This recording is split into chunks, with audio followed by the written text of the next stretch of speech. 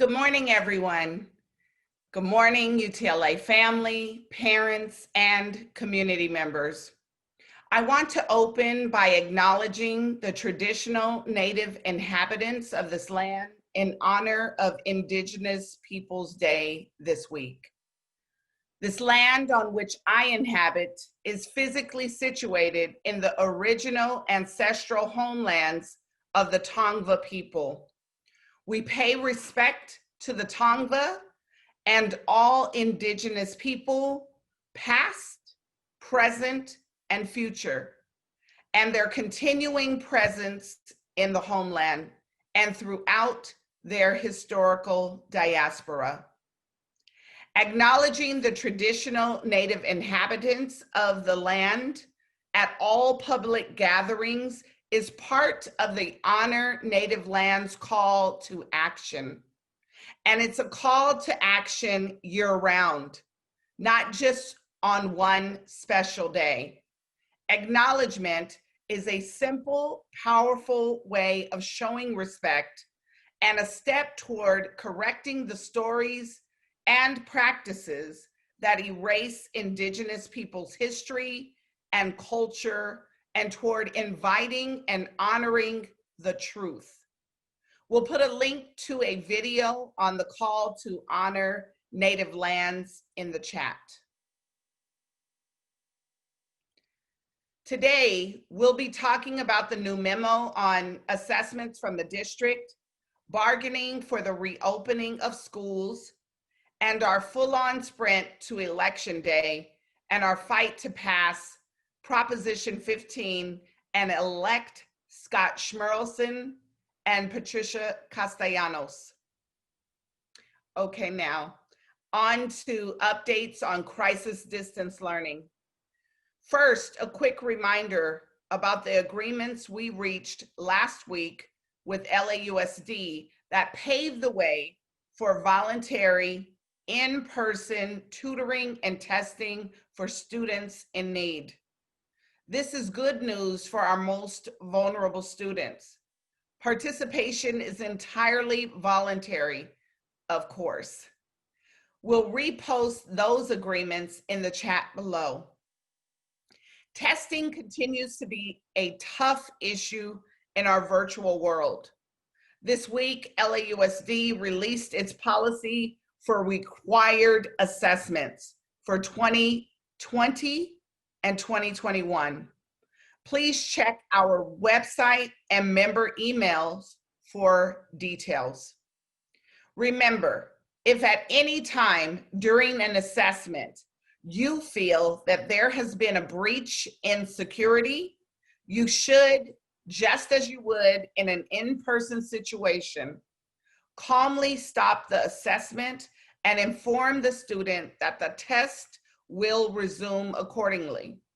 Proceed to inform your testing coordinator and administrator what you witnessed and why you felt the security of the assessment was compromised.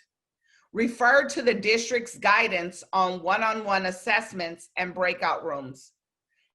As far as testing waivers, we continue to work with our state affiliates to push for a waiver for the SBAC in recognition of crisis distance learning conditions. Now, a brief update on bargaining with LAUSD. This week, we had our second bargaining session with LAUSD on the eventual physical return to schools. Discussions have been centered on the health, safety, and learning conditions that must be in place to protect students, staff, and families. A physical return is not imminent, and LAUSD has not put forward any dates or a timeline for reopening. We are having these discussions with the district so that when science tells us that it's safe to return, we will be ready to do so. We will not return until the necessary precautions and protocols are in place and until health metrics and public health officials tell us it is safe to do so. Our bargaining with LAUSD goes on as LA County is seeing an uptick in coronavirus transmission rates, which means the virus is spreading faster in our communities. Yesterday at Dorsey High School, parents, students, and educators united behind a demand for a racially just reopening and a racially just recovery. They came together to say that a rushed return to school will put all of our lives at risk, especially Black and Brown families who are already experiencing the worst impacts of the virus. There have been 6,812 deaths in LA County, and 77% were people of color. This is happening against the backdrop of a woefully underfunded public education system in California that spends more on incarcerating Black and other students of color than ensuring that their schools have the funding they deserve.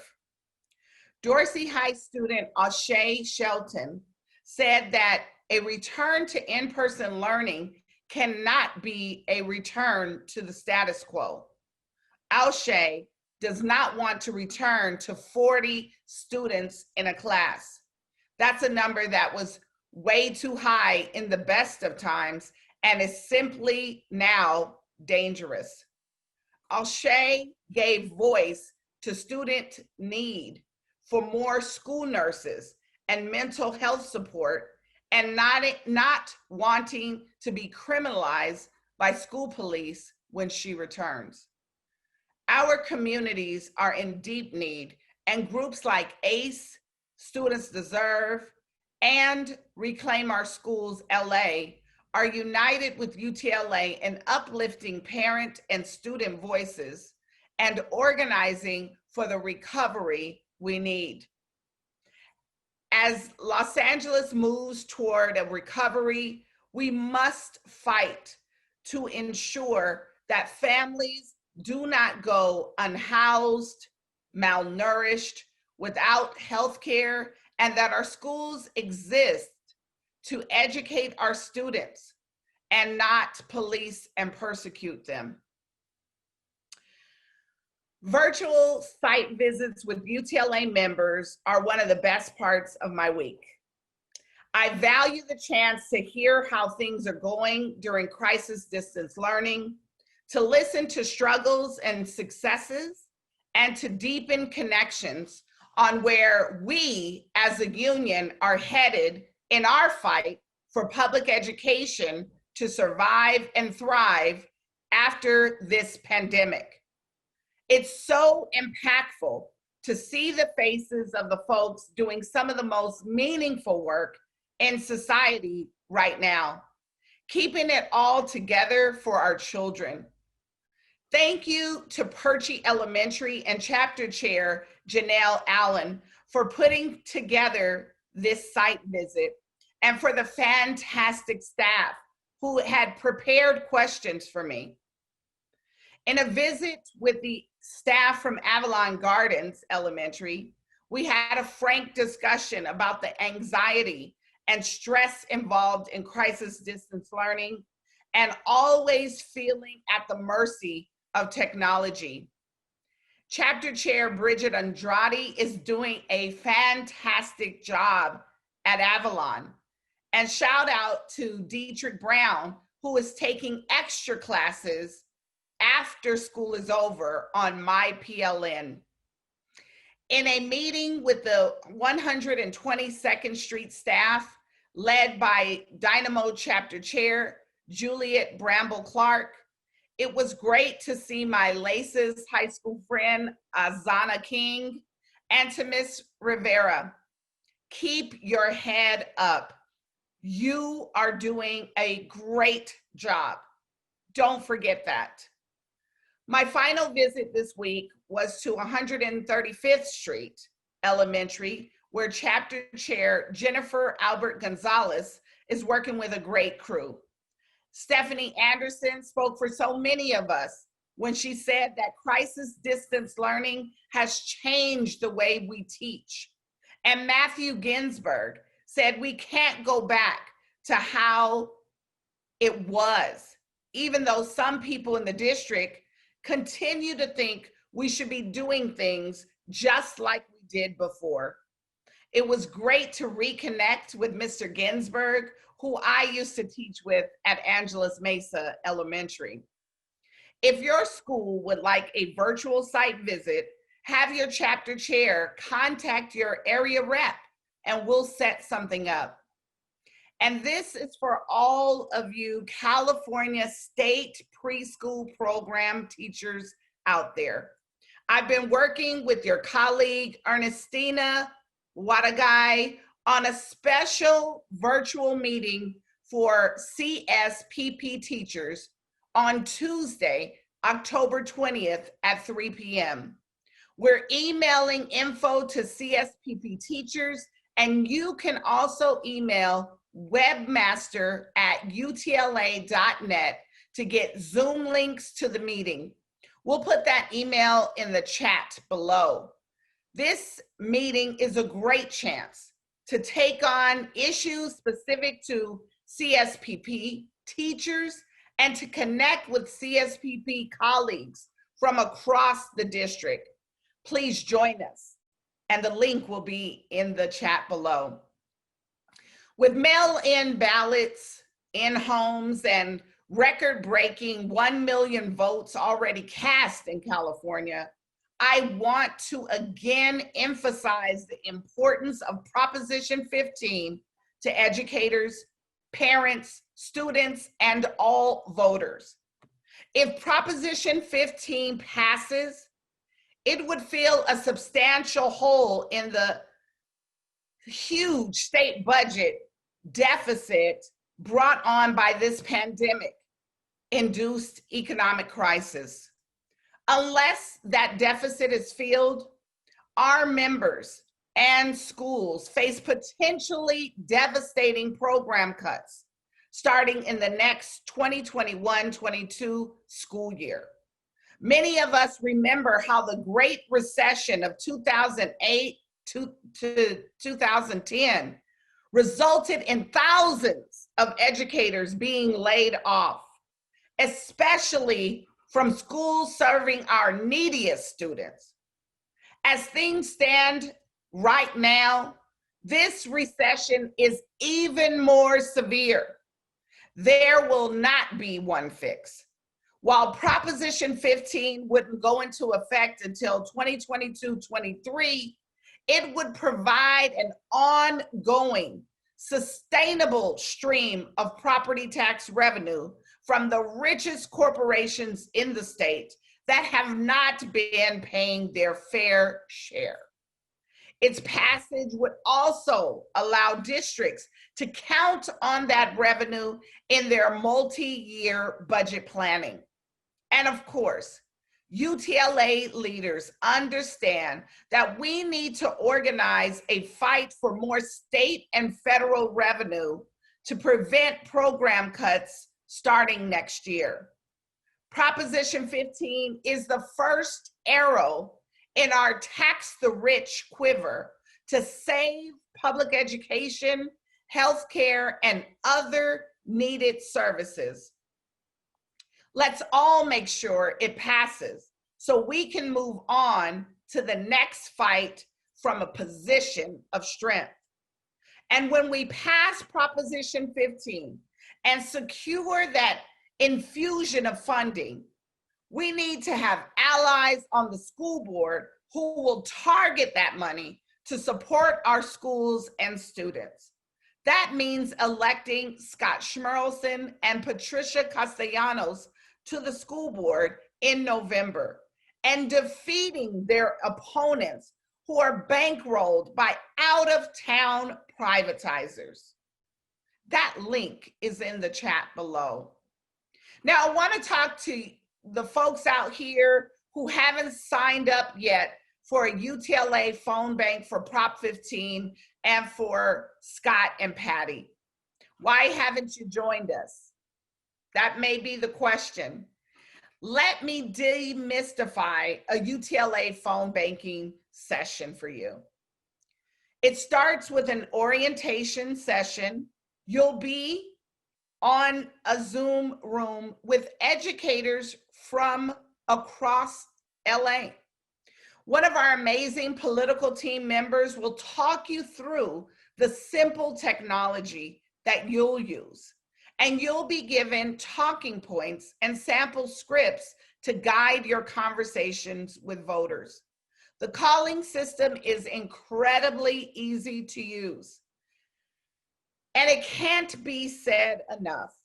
Voters trust us, educators. When we just say the word educators, people are listening to us. When you mention your job in a public school, those ears open up just a little bit more. Our phone bank numbers show that over 70% of all voters we talk to end up supporting Proposition 15 and our school board candidates. We need you on the phones these crucial final days. In addition to our Monday through Friday phone banks from 4 to 8 p.m., we're expanding our phone bank hours on the last 4 weekend days of our campaign from noon till 8 p.m. And look around your living room. You might find someone right in your own home that will phone bank with you. Lots of our members are making it a family affair. Mercedes Perez Ballesteros from Union Avenue phone banked with her husband the other night. University High teacher Shama Multani worked the phones with her mother, Marguerite Multani, a retired UTLA member. And a head nod to phone banker John Platt, proud husband of a Roscoe elementary teacher, and shout out to Ms. Huffman, who phone banked from LA with her mom, who lives in New York. Jennifer Lupo from Hawaiian Elementary phone banked this week, and now she says it's her husband's turn.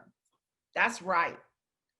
We'll be on the lookout for him, Jennifer. Every phone call makes a difference. So join us today and sign up to phone bank at lateacherschoice.org/campaign now. I close with an acknowledgement of George Floyd, who would have been 47 years old this week. We honor his indelible impact on Black Lives Matter and on the movement against continued police brutality. We honor his impact on educators, so many of whom have committed to actively teach anti-racism and to shape anti-racist school cultures. The Black Lives Matter at School Year of Purpose asks educators to reflect on our own work in relationship to anti-racist pedagogy and abolitionist practice, persistently challenging ourselves to center Black lives in our classrooms. The Year of Purpose includes action days throughout the school and throughout the school year, and a week of action in February. This week, in honor of George's birthday, UTLA members joined teachers across the country in a prompt for 8 minutes and 46 seconds. Everyone was invited to imagine worlds of abundant love, abundant joy, solidarity, and justice, and then to share and reflect.